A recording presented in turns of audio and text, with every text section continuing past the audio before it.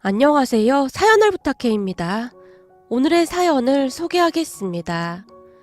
그날도 저는 집에 틀어박힌 채 꼼짝도 하지 않고 있었습니다. 그렇게 지낸 지 벌써 5일째가 되어가고 있었는데요. 종일 아무것도 먹지 않아도 배가 고프지 않았고 그냥 모든 것이 귀찮고 무기력하기만 했다고 해야 할까요? 사실 저는 결혼한 지 5년이 넘었지만 아이가 생기지 않고 있었습니다. 아이를 갖기 위해 회사까지 그만둔 채 열심히 노력했지만 우리 사주에는 아이가 없었던 것인지 시험관 시술을 할 때마다 실패만 할 뿐이었어요. 그때도 시험관 시술을 했었지만 역시나 실패였고 뭔가 마음이 피폐해질 대로 피폐해진 채 홀로 방 안에만 틀어박혀 있었는데요. 거의 폐인처럼 그러고 있자 남편도 남편 나름대로 걱정이 이만저만이 아니었던지 출근 전 남편이 저를 설득했습니다. 여보, 난 진짜 애 없이도 살 수 있으니까 우리 이제 그만하자. 당신 힘들어하는 거 더 이상 못 보겠어. 그냥 우리 둘이 여행 다니고 그러면서 행복하게 살자. 당신이 아이를 얼마나 좋아하는지 뻔히 아는데 어떻게 그래? 아니야, 난 우리 둘만 잘 살면 그걸로 돼. 솔직히 애 낳아봐야 키우느라 엄청 힘들기밖에 더 하겠어? 그러니까 우리 이제부터 시험관 시술 그거 그만하자. 알았지? 남편이 저를 꼭 안아주며 위로한 뒤 출근을 했는데요. 그때는 워낙 예민해질 대로 예민해져 있었기에 남편이 하는 모든 말을 곡해해서 듣곤 했습니다. 남편이 출근을 한 뒤 방에 틀어박힌 채 멍에 누워만 있었는데요. 잠시 후 초인종이 울렸습니다. 몸을 일으키기 힘들 정도로 지쳐 있었기에 초인종 소리를 애써 못 들은 척 했어요. 하지만 초인종은 계속해서 울려댔고 제가 간신히 몸을 일으키며 양미간을 잔뜩 찌푸린 채 현관으로 나갔는데요. 지영아, 지영아. 시어머님이 제 이름을 부르고 있었습니다. 평소 시어머님이 잘해주시긴 했지만 만사가 귀찮았던 저는 괜시레 짜증부터 나기 시작했기에 억지로 문을 열었는데요. 지영아, 너 밥은 먹은 거니? 아니요, 입맛이 없어서요. 내가 그럴 줄 알고 이거 사왔다. 어머님, 죄송한데 지금 제가 뭘 먹고 그럴 상태가 아니라서요. 정말 죄송합니다. 순간 만감이 교차하면서 눈물이 쏟아졌는데요. 그 누구보다도 제가 얼마나 힘든지 잘 아실 텐데 왜 찾아와서 귀찮게 하는 거지? 라는 생각이 들면서 서럽기만 했거든요. 너 힘든 거 잘 안다. 근데 종일 그러고 있으면 더 우울해지는 거야. 차 봐라. 집안이 이렇게 어두컴컴한데 기분이 나아지겠니? 그러지 말고 우리 같이 소주에 닭발이나 먹자. 너 닭발 엄청 좋아하잖니? 이거 네가 좋아한다던 그 땡땡 식당에서 사온 그 닭발이다. 빈속에 먹으면 안 좋으니까 우선 이 주먹밥부터 먹고 먹자꾸나. 내가 어제 성훈이한테 물어봐서 거기까지 직접 가서 포장해 왔어. 이거 한 입만 먹으면 바로 입맛이 돌아올 거야. 얼른 앉아봐. 제가 계속 툴툴거리고 있었지만 상관조차 하지 않은 채 시어머님이 저를 억지로 식탁 의자에 앉혔어요. 그리고는 닭발을 접시에 담고는 주방 서랍장에서 소주잔을 꺼내서 제게 소주를 따라주셨어요. 생각해보니 그동안 아이를 갖는다고 소주와 닭발 같은 그런 음식을 먹은 지가 언제였는지조차 기억이 나지 않았어요. 자, 우선은 밥부터 먹고 닭발 한 입 먹어봐라. 그렇게 저는 밥을 먹은 뒤 억지로 닭발을 입에 넣었는데요. 매콤한 맛이 입안 가득 퍼지면서 순간 정신이 번쩍 들었습니다. 맵지? 자, 이럴 땐 이 소주 한 잔 들이켜야 한다. 원샷이다. 알겠냐? 시어머님이 다시 활짝 웃고 있었어요. 소주가 한 잔, 두 잔 들어가면서 조금씩 긴장이 풀리기 시작했는데요. 긴장이라고 하기보다는 압박감이라는 말이 더 어울릴 것 같네요. 암튼 취기가 오르면서 기분이 이상해지는 그런 느낌이었습니다. 여기 닭발이 아주 맛있네. 어머님, 이렇게 매운 거 잘 못 드시잖아요. 그리고 술도 잘 못 하시잖아요. 내가 못하긴 왜 못해. 그동안 안 한 것뿐이지. 내가 이래봬도 왕년에는 소주 3병도 거뜬히 마셨던 사람이다. 시어머님이 큰 소리로 웃고 있었는데요. 시어머님의 말이 거짓말인 걸 너무나도 잘 알고 있었지만 그냥 모른 척 해드렸습니다. 그렇게 시어머님과 저는 한동안 닭발에 소주를 마셨는데요. 시간이 지나면 지날수록 시어머님의 얼굴이 새빨간 홍당무가 되어 있었어요. 그 모습에 어찌나 웃음이 나오던지 저도 모르게 크 하고 웃고 말았는데요. 근데 갑자기 왜 웃는 거냐? 지금 어머님 얼굴이 완전 홍당무 같아요. 진짜 괜찮으신 거예요? 저 지금 기운이 없어서 어머님 쓰러지시면 못 얻는단 말이에요. 걱정 마라. 절대 안 쓰러지니까. 그런 의미에서 우리 원샷 하자. 시어머님과 제가 잔을 부딪히며 원샷을 했습니다. 우리 시어머님은 배려심도 많고 인자하신 그런 분이십니다. 그랬기에 결혼 후 5년 동안 아이가 생기지 않았지만 제게 단 한마디도 하지 않는 그런 분이셨거든요. 다만 항상 같은 말만 되풀이 하셨는데요. 지영아, 자식도 말이다. 내가 있어야 존재하는 거다. 그러니까 네가 먼저 행복해야 한다 그 말이야. 너무 그렇게 애쓰지 말고 마음 편하게 먹자. 정 안 생기면 둘만 살아도 되는 거 아니겠니? 라는 말씀을 하시곤 했거든요. 그런데 그날은 시어머님이 제게 뜻밖의 이야기를 꺼내셨어요. 지영아, 그동안 니들한테 굳이 말할 필요가 없어서 내가 말은 안 했는데 우리 어머니, 그러니까 니들 외할머니 말이다. 외할머님이 왜요? 사실 말이야, 우리 어머니가 내 친어머니가 아니란다. 시어머님이 애써 아무렇지도 않은 듯 말을 이어가셨는데요. 내 생모는 내가 어릴 때 집을 나갔었다. 아버지 말로는 사치도 심하고 남자도 좋아하고 암튼 꽤 복잡한 그런 사람이었다고 하더구나. 그럼 낳아주신 어머님하고는 연락이 끊긴 거예요? 끊기고 뭐고 할 것도 없었지. 그 뒤로는 죽었는지 살았는지 아는 사람이 아무도 없었거든. 항상 밝기만 하던 시어머님에게 그런 아픔이 있었는지는 꿈에도 모르고 있었는데요. 시어머님 말로는 그 사실을 시아버님만이 알고 있다고 했습니다. 그러니까 남편과 도련님조차도 모르고 있었다고 하네요. 근데 내가 지금에 와서 왜 이런 이야기를 하는지 궁금하지? 네, 근데 외할머님이랑 어머님이랑 사이가 워낙 좋으셔서 새어머님이실 거라고는 꿈에도 생각해 본 적이 없어요. 내가 하고 싶은 얘기가 바로 그거다. 우리 어머니는 생모와는 전혀 다른 그런 사람이었거든. 피 한 방울도 안 섞인 나를 참 애지중지 키워주셨단다. 그때는 주변에서 새엄마가 잘 키울 수 있을까 하고 의심의 눈초리로 보기도 했었는데 우리 어머니는 정말 다정하시고 따뜻한 분이셨어. 네, 저도 그건 잘 알고 있어요. 외할머님 정말 좋은 분이세요. 그래 맞다. 그때 자식도 안 낳고 나 하나만 보면서 사셨잖니. 지금 생각해봐도 어떻게 그럴 수가 있는 것인지 참 이해가 안 되기도 하는데 말이다. 언젠가 한 번은 내가 어머니한테 물어본 적이 있어. 엄마, 내가 친자식도 아닌데 어떻게 나를 친자식처럼 키운 거야? 난 엄마랑 살면서 엄마가 내 친엄마가 아니라는 생각을 해본 적이 없어. 엄마가 그만큼 나를 사랑해주고 있다는 게 느껴졌거든. 라고 말이야. 그랬더니 우리 어머니가 빙그레 웃으시더니 내게 그러더구나. 꼭 낳아야만 자식인 건 아닌 거야.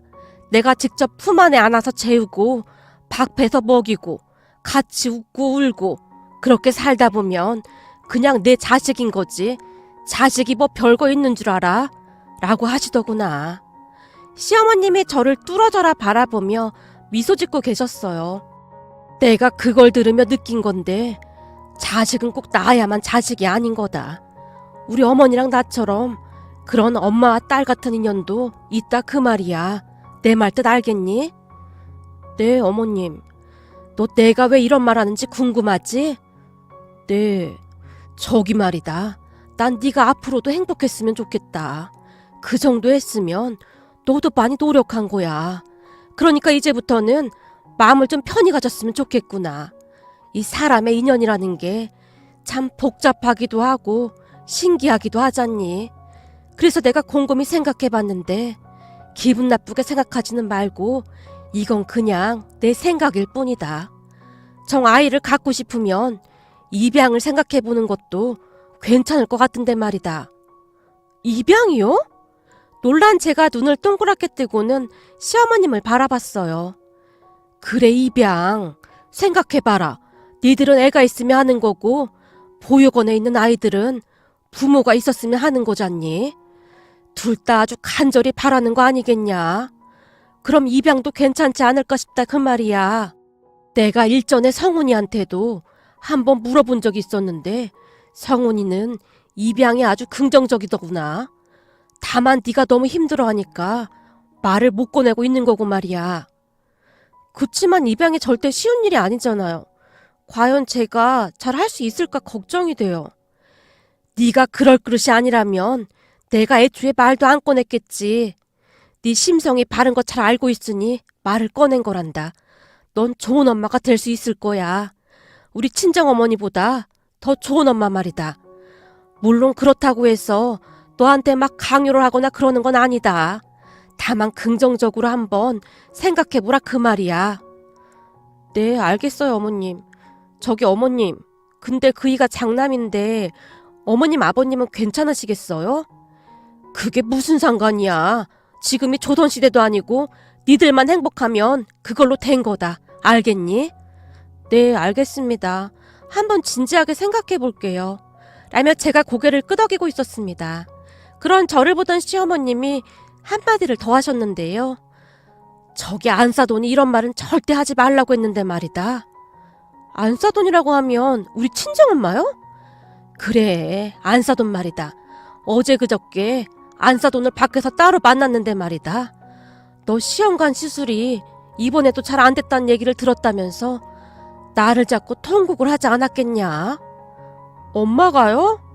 그래, 안사돈이 나를 붙잡고 몇 번이나 미안하다고 하던지 안타까워서 나까지 눈물이 나더구나. 아니 엄마가 왜? 왜긴 왜겠어. 네가 시험관 시술만 하고 오면 이러고 집안에 틀어박혀 버리니 안사돈 심정이 어떻겠니? 라며 시어머님이 엄마와 만난 이야기를 해줬어요. 시어머님 말에 따르면 시어머님을 보자마자 엄마가 눈물을 뚝뚝 흘렸다는데요. 사돈, 큰아들 결혼한 지 한참 돼서 손주를 많이 기다리실 텐데 저희가 면목이 없습니다. 그게 왜 사돈 잘못입니까? 아무래도 우리 딸이 몸이 약하다 보니 그런 게 아닌가 싶어서요. 무슨 그런 말씀을 하세요. 의사 말이 둘 다 큰 문제는 없다고 하지 않습니까? 그러니 그런 말 하지 마십시오. 그리고 저희는 손주 생각 별로 없습니다. 생기면 낳는 거고 아니면 둘이 잘 살면 되는 거 아니겠습니까? 제가 보니 요즘은 애 안 낳고 잘 사는 젊은 사람들도 많던데요. 뭘 그런 걱정을 하세요? 라고 말을 했다는데요. 엄마는 그저 몇 번이나 미안하다는 말을 했다고 합니다. 한동안 말을 하던 시어머님이 제 손을 꼭 잡은 채 말씀하셨어요. 지영아, 그게 친정엄마 마음인 거야. 그동안 너도 힘들었겠지만 사돈도 얼마나 힘들었겠니. 그러니 네가 얼른 털고 일어나야지. 언제까지 집안에 틀어박혀서 이러고 있을 거야. 그리고 아까 내가 말한 것도 한번 잘 생각해보고. 네, 어머님. 라고 대답하고는 시어머님 품에 안겨서 한동안 눈물만 흘렸답니다. 그 뒤 우리 부부는 입양에 대해 진지하게 생각하게 되었습니다. 아이를 꼭 낳아야 한다는 생각만 하고 있을 때는 입양에 대해서 관심도 없었는데요. 조금씩 관심을 갖고 보니 용기가 생겼거든요. 그렇게 우리 부부는 입양에 대해서 알아보고 또 알아봤습니다. 그리고 얼마 뒤 보육원에서 한 남자아이를 입양했습니다. 보육원 원장님의 말을 들어보니 한 번 파양당한 아픔이 있는 아이라고 했어요. 남편은 아예 기억이 없는 아이를 입양하자고 했지만 보육원에 처음 가던 날 슬픔 가득한 눈으로 멍이 앉아있던 아들의 눈빛이 한동안 잊혀지지가 않았습니다. 거기다 원장님 말로는 한 번 파양당한 아이들은 다시 입양되기가 어렵다는 말을 했었기에 더욱 안쓰러운 마음이 들어 입양을 결정하게 되었습니다. 그렇게 우리에게도 아들이 생겼습니다. 시부모님뿐만 아니라 친정 부모님도 정말 좋아하셨는데요. 무엇보다도 아들이 온 뒤 제 얼굴이 전혀 다른 사람처럼 변해갔어요. 물론 처음에는 아들과 우리 부부의 사이가 잘 좁혀지지 않았지만 시간이 가면 갈수록 아들도 우리를 믿고 의지하기 시작했어요. 그 모습이 어찌나 예쁘던지 우리 부부는 아들이 잠자는 모습을 1시간이 넘도록 바라본 적도 있었답니다. 시어머님 말씀이 맞더라고요.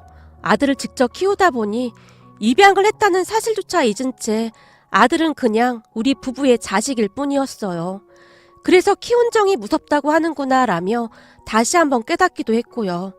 그 뒤 우리 가족은 더할 나위 없이 행복한 시간을 보내고 있었습니다. 그러던 어느 날 서방님이 결혼할 여자라며 동서를 소개해줬는데요. 동서의 얼굴은 많이 예뻤지만 어딘지 모르게 굉장히 날카로워 보이는 그런 인상이었어요. 시부모님도 별 말씀은 안 하셨지만 왠지 마음에 안 들어 하시는 그런 느낌이었고요. 그렇다고 해서 딱히 반대를 하거나 하진 않았습니다. 하지만 그런 동서로 인해 집안이 발칵 뒤집어질 줄 누가 상상이나 했겠습니까? 한동안 평화롭기만 하던 우리 집은 동서로 인해 하루가 멀다 하고 시끌시끌할 수밖에 없었어요. 우선은 시부모님이 재산이 많은 편이어서 서방님이 결혼할 때 비록 큰 평수는 아니었지만 아파트를 마련해주겠다고 했습니다. 물론 우리가 결혼할 때도 비슷한 금액으로 아파트를 마련해주셨고요. 그런데 결혼 전 시부모님이 찜해뒀던 아파트에 구경을 갔던 동서가 울고불고 난리가 났다고 합니다. 남편이 근심 가득한 얼굴로 말을 했거든요. 오늘 집을 구경하고 온 모양인데 소희 씨가 난리가 났다고 하네? 난리가 나다니 그게 무슨 말이야? 아까 성민이한테 연락이 왔는데 어떻게 해야 하냐고 물어보더라고. 그게 말이야, 부모님이 사주려고 했던 그 아파트가 너무 작다고 막 울면서 난리도 아니래. 자기가 이런 대접밖에 못 받고 결혼해야 하냐고 그런다네. 뭐? 이런 대접? 그건 너무 심한 거 아닌가? 사실 말이야, 부모님이 집 해주시는 게 이게 보통 일이 아닌 거잖아. 근데 어떻게 그런 말을 할 수가 있어? 정민이 말로는 전에 소희 씨가 우리 집에 놀러 온 적이 있었잖아. 그때 우리 집 보고 자기네도 우리 집 평수만한 집을 해줄 줄 알았다는데 우리 집보다 평수가 작다고 난리도 아니래. 아니, 우리는 그동안 돈을 모아서 큰 집으로 옮긴 거잖아. 그러게 말이야. 성민이한테 얘기 듣는데 기분이 좀 안 좋더라고. 내가 보니 고마움이라고는 눈끝만치도 없고 무조건 더 내놓으라고 난리만 치는 그런 성격인 것 같더라고. 어떡하냐? 어머님 아버님 귀에 들어가면 기분 나쁘실 것 같은데 도련님한테 잘 설득해보라고 해봐. 그렇잖아도 내가 잘 말해놓긴 했어 라고 말을 했는데요. 아마도 그때부터 어딘지 모르게 뭔가가 찜찜했던 것 같습니다.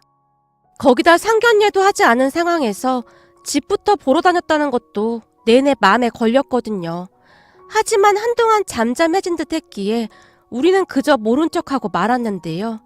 얼마 뒤 상견례 때 다시 한번 일이 벌어지고 말았습니다. 우리는 상견례 때 방해라도 될까 싶어 우리 아들을 친정 부모님께 맡기고 상견례에 나갔어요. 상견례라는 자리가 어려운 자리임에 틀림이 없으니까요. 우선 처음에는 이런저런 대화를 하면서 큰 문제가 없었는데요. 음식을 먹으면서 예비 사돈 어르신들이 약주를 조금 과하게 드시는 듯 했습니다. 그 모습의 상견례 자리에서 저렇게 약주를 마셔도 되는 건가 하는 생각이 들었을 정도였는데요. 암튼 사돈 어르신들은 계속해서 약주를 드셨고 잠시 뒤 우려했던 일이 일어났습니다. 안사돈 어른이 얼굴이 시뻘개진 채 시부모님께 말했거든요. 사실 우리 딸이 얼굴이 예뻐서 워낙 인기가 많았습니다. 근데 우리 딸이 이런 대접을 받고 결혼을 하게 될 줄 정말이지 꿈에도 몰랐습니다. 네? 이런 대접이라니요? 저희가 뭘 잘못 알아들었을까요? 무슨 말씀을 하시는 건지요? 성민이 자네 부모님께 말씀 안 드렸나? 저기 그건 저희 둘이 상의해서 끝낸 문제라 말씀 안 드렸습니다. 서방님이 시부모님 눈치를 보며 대답했어요. 아니지, 이런 중대사를 그냥 그렇게 어물쩍 넘기면 안 되는 거지. 사돈, 제가 이 얘기하려고 술을 좀 마셨습니다. 괜찮으니 편히 말씀하십시오. 저기 그게 말이죠. 내가 우리 딸한테 들어보니 아파트를 20평대로 알아봐 주셨다고 하더라고요. 네, 그랬죠. 근데 그게 무슨 문제라도 될까요? 당연히 문제가 되죠. 생각해 보십시오. 지금 장남, 차남 차별하시는 겁니까? 아니 차별이라니요. 우리는 아들 둘을 똑같이 키웠습니다. 말씀 한번 잘하셨습니다. 근데 큰아들네는 30평대에 살고 있다는데 왜 우리 딸은 20평대에 살아야 하는 겁니까? 그건 오해가 조금 있으신 것 같은데 큰아들 결혼할 때도 똑같은 평수로 마련해줬습니다. 다만 둘이 벌어서 30평대로 옮겨간 거고요. 그걸 어떻게 믿습니까? 뒷돈을 줬는지 뭘 한 건지. 암튼 이건 분명한 차별입니다. 제가 듣자하니 앞으로 이 집안 대를 이을 손주를 낳을 사람인데 그리 대접하면 안 되는 거 아니겠습니까? 아니 그건 또 무슨 말씀이신지요? 제가 말 나온 김에 한마디만 더 하자면 우리를 속이고 사기 결혼을 시키려고 했던 모양이더라고요. 예? 사기 결혼이라니요? 아니 성민이 형님 대애가 아이를 못 낳아서 입양을 했다면서요. 그런 건 미리미리 말씀을 해주셔야 하는 거 아닙니까? 그 순간 시부모님의 얼굴이 무서울 정도로 굳어져 있었는데요. 아니 입양을 한 게 뭐가 잘못된 건가요? 누가 잘못했다고 그러는 겁니까? 그런 건 숨김없이 결혼 전에 말해야 하지 않느냐 그 말인 거죠. 예비 안 사둔 어른이 계속해서 넘지 말아야 할 선을 넘고 있었고 도련님이 놀란 채 대화에 끼어들었습니다. 저기 어머니, 그 부분은 제가 이미 소희한테 말을 했던 것 같은데요. 소희한테 말하면 뭐해? 내가 듣자하니 마치 우리한테 말하지 말라는 그런 뉘앙스로 말한 것 같던데. 자네도 뭔가 찔리는 게 있으니까 그런 거 아니겠나? 예비 동선의 가족들은 우리가 생각했던 것보다 훨씬 최악이었습니다. 상대방을 배려한다거나 하는 게 전혀 없었거든요. 그런데 그 순간 시어머님이 자리에서 벌떡 일어나셨어요. 제가 가만히 들어보니 우리 집안과 그쪽 집안은 전혀 맞지가 않는 것 같습니다. 결혼 이야기는 없던 일로 하시죠. 그리고 말입니다. 우리 귀한 손자를 함부로 입에 올리지 마시죠. 우리에게는 눈에 넣어도 아프지 않은 아주 귀하디 귀한 손자입니다. 라고 말씀하셨는데요. 예비동서 가족들의 얼굴이 사색이 된 채 어버버하고 있었어요. 그리고 시어머님이 도련님을 바라보며 단호하게 한마디를 더 하셨어요. 성민이 네가 결혼을 한다고 하면 우리도 말리진 않으마. 하지만 앞으로 우리랑은 연 끊고 살아야 할 거다. 그러니 네 마음대로 하거라. 우린 그만 갑시다. 라며 시부모님이 자리를 박차고 일어나 나가셨고 눈치만 보고 있던 우리도 뒤를 따라 나갔습니다. 그 순간 시어머님의 모습에 눈물이 날 정도였는데요. 밖으로 나온 시어머님이 저를 안아주셨어요. 너한테 정말 미안하구나. 내가 보니 원래 생각이 없는 사람들 같으니 마음에 담아두지 말거라. 알겠니? 아니에요 어머님. 그리고 감사해요. 라고 말하던 제 눈에서 눈물이 뚝뚝 떨어지고 있었어요. 그렇게 도련님의 결혼은 물 건너간 듯 해 보였습니다. 그런데 얼마 뒤 더욱 충격적인 일이 일어났습니다. 한 이틀 정도가 지난 어느 날 예비동서가 부모님과 함께 시댁으로 찾아왔다고 하네요. 그리고는 손이 발휘되도록 빌었다는데요. 세상에나 예비동서가 이미 임신을 한 상태라며 파혼은 절대 안 된다고 빌고 또 빌었다고 합니다. 그 바람에 시부모님이 뒷목을 잡은 건 말할 것도 없었고요. 어느 날 시어머님이 제게 전화를 했습니다. 이미 임신을 했다고 하는데 파혼을 시킬 수도 없고 참 기가 막히는구나. 어머님, 그래도 어쩌겠어요. 그렇게 빌어댔다는 건 뭔가 깨달은 게 있다는 거 아니겠어요? 개불 깨닫긴 뭘 깨달았겠냐. 난 안 봐도 그냥 훤하다. 앞으로 부딪힐 일이 한두 가지가 아닐 거다. 내가 누굴 탓하겠니? 아들 자식 잘못 키운 내 잘못이지. 전화를 끊기 전 시어머님이 땅이 꺼져라 한숨을 내쉬었어요. 결국 도련님은 다시 결혼 준비를 하기 시작했는데요. 나중에 보니 동서는 모아놓은 돈도 얼마 없었어요. 그러면서 집에 대해 그토록 난리를 친 부분이 더욱 이해가 되지 않았습니다. 하지만 이미 임신을 했다고 하니 더 이상 어찌할 수도 없었고 그냥 몸만 오는 조건으로 결혼식을 올렸습니다. 결혼한 후에도 동서는 참 대단하기만 했는데요. 혹여나 저를 만나기라도 하는 날이면 제가 묻지도 않은 이야기들을 하곤 했어요. 뱃속에 아이가 혼수인데 따로 혼수를 해올 필요가 있나요? 형님도 알다시피 요즘 애 갖는 게 보통 힘든 일이 아니잖아요? 라고 말이죠. 그렇듯 동서는 시댁 가족들 앞에서는 안 그런 척하면서 저와 둘만 있을 때는 전혀 다른 사람이 되곤 했습니다. 거기다 우리 아들을 바라보는 눈빛도 마음에 안 들었는데요. 어느 날은 팔짱까지 낀 채 제게 물었어요. 형님, 제가 궁금해서 그러는데요. 왜 아들로 입양했어요? 그리고 기억이 없는 애를 입양하는 게 더 낫지 않나요? 난 그냥 우리 아들이랑 나랑 그럴 인연이었다고 생각해. 누군가 그러더라고. 만나질 운명은 결국에는 만나지게 되어 있는 거라고. 부모와 자식 사이에 다른 이유가 꼭 필요한 건 아니잖아? 그건 형님처럼 애를 못 낳는 사람들이 미안하니까 그럴싸한 이유를 갖다 붙이는 거고요. 동서가 우리 아들을 노려보며 말하다가는 살짝 제 눈치를 보며 다시 말했어요. 형님, 제가 보니까 어머님 아버님이 쟤를 엄청 예뻐하더라고요. 동서, 제가 아니라 동서한텐 족하겠지. 앞으로 말 조심 좀 해줬으면 좋겠는데. 특히나 우리 아들 앞에서 말 함부로 하면 그땐 나도 참고만 있진 않을 거야. 무슨 말인지 알아들었지? 형님, 너무 예민하신 거 아니에요? 형님이 낳은 애도 아니면서 뭘 그렇게 싸고 돌아요? 사실 그렇잖아요. 입양한 손자도 이렇게 예뻐하는데 어머님 아버님 핏줄인 우리 애가 태어나면 얼마나 더 예뻐하겠어요? 우리 아이 태어나면 쟤는 곧 찬밥 신세 될 텐데 걱정돼서 그렇죠. 동서, 앞으로 우리 둘이 따로 만나는 일 없었으면 좋겠다. 제가 단호하게 말을 했는데요. 동서는 제가 이해가 되지 않는다는 그런 표정이었어요. 그 뒤에도 참 많은 사건이 있었지만 너무나 많아서 다 말하기가 어려울 정도네요. 우선은 몇 달 후 동서가 아이를 낳았는데요. 또다시 말도 안 되는 억지를 부려댔습니다. 아이를 낳았다는 말에 시부모님과 함께 동서가 입원한 산부인과로 갔습니다. 시어머님이 동서에게 수고했다며 봉투에 500만 원을 넣어서 줬고 우리도 따로 봉투를 준비해서 동서에게 건넸어요. 그랬는데 시어머님이 건넨 봉투를 바로 확인하던 동서가 갑자기 눈물을 뚝뚝 흘리는 게 아니겠습니까?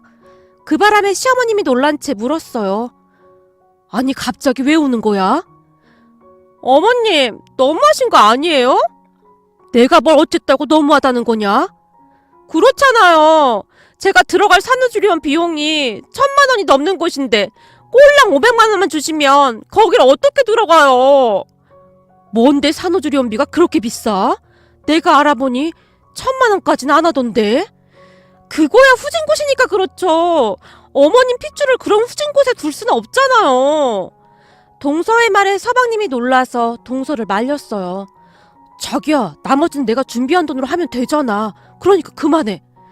앞으로 애 키우는데 돈이 얼마나 많이 들어가는데 그런 말을 해. 원래가 산후조리원비는 시댁에서 해주는 거란 말이야. 아니, 산후조리원비를 왜 시댁에서만 내줘야 하는 거냐? 난 그런 소리는 처음 들어본다. 암튼 난 딱 그거밖에 못 주니까 그런 줄 알아라. 어머님, 그럼 앞으로 어머님 핏줄인 우리 아들 못 보실 수도 있어요. 요즘 할머니 할아버지가 능력이 없으면 손주도 제대로 못 본다는 거 모르고 계셨어요? 그 순간 시어머님의 얼굴에 미소가 싹 사라졌는데요. 아무래도 동서는 시부모님이 동서의 임신 때문에 결혼을 허락했다고 생각을 했던 모양입니다. 동서 본인이 시부모님보다 위에 있다고 생각을 했던 것 같네요. 그런 동서에게 시어머님이 일침을 날렸고요. 그렇구나. 네 말대로라면 돈을 안 주면 네가 낳은 아들을 보여주지 않겠다 그 말인 거구나. 네, 당연하죠. 우리 아들이 이 집안의 대를 이을 귀한 아들인데 그 정도 대우는 받아야 하지 않겠어요? 우리가 그 사실을 미처 몰랐구나. 그럼 우린 앞으로 네 아들 안 보고 살 테니 그런 줄 알아라. 난 굳이 돈까지 주고 네 아들을 볼 생각이 없거든. 이렇게 예쁜 우리 장손을 맨날 볼 수 있는데 우리가 뭐 한다고 돈까지 주면서 네 아들을 보겠니?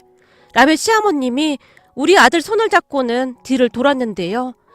어머님, 지금 그 말 진심이세요? 니들이 지지고 볶고 살던 말던 우리는 관심 없으니까 앞으로 연락하지 말거라. 어머님, 진짜 너무하시는 거 아니에요? 어떻게 우리 아들이 쟤보다 못할 수가 있어요? 우리 아들은 어머님 핏줄... 그만하지 못해?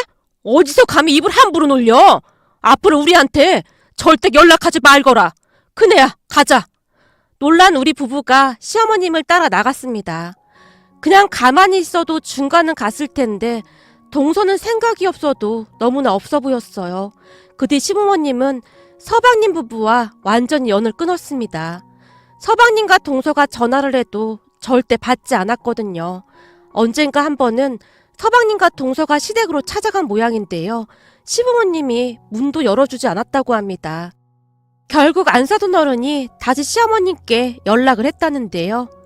사돈, 아무리 그래도 우리 딸이 낳은 손자가 사돈 핏줄인데 이리 내치신다니 조금 서운하려고 합니다. 그만하면 우리도 해줄 만큼 해준 것 같은데 뭐가 서운하다는 겁니까? 요즘 집을 사주는 부모가 몇이나 될까요? 그런 걸 고마워할 줄 모르는 아이와는 더 이상 마주하고 싶지 않습니다. 그리고 제가 감히 한 말씀만 드려도 되겠습니까?